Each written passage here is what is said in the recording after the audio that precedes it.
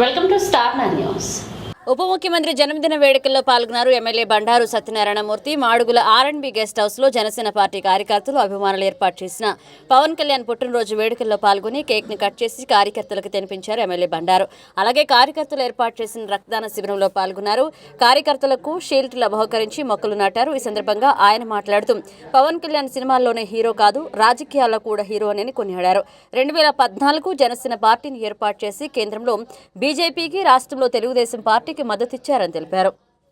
విభిన్న పాత్రలు వహిస్తూ తనకంటూ తన శైలిని ఏర్పరచుకొని ఒక మేనియా, పవన్ కళ్యాణ్ అంటే రజనీకాంత్ లాగా ఒక మేనియాతో యువతని ప్రజలను ఆకర్షించుకొని సందేశాత్మక సినిమాలు తీస్తూ ప్రజాసేవ చేయాలి, నిస్వార్థంగా నిరాడంబరంగా నిజాయితీగా ప్రజల్లోకి వెళ్ళాలని చెప్పి ఒక సంకల్పంతో ఆయన జనసేన పెట్టి మొట్టమొదటి జనసేన పార్టీ పెట్టినప్పుడు అప్పటికి 2 ఏళ్ళు అయినా 14లో తొందరపడకూడదని చెప్పి ఆ రోజు ఈ రాష్ట్రం అభివృద్ధి చెందాలని చెప్పి మహాకూటమిలో చంద్రబాబు నాయుడు గారికి, ఆ రోజు మోడీ గారికి తన మద్దతు ఇవ్వడం, సరిపోయి 19లో వ్యక్తిత్వంగా తన పార్టీని నిలబెట్టుకోవాలని చెప్పి తను కూడా పోటీ చేయడం, 19లో ఓట్లు చీలిక వలన ఒక దుర్మార్గపు పాలన వచ్చింది రాష్ట్రానికి.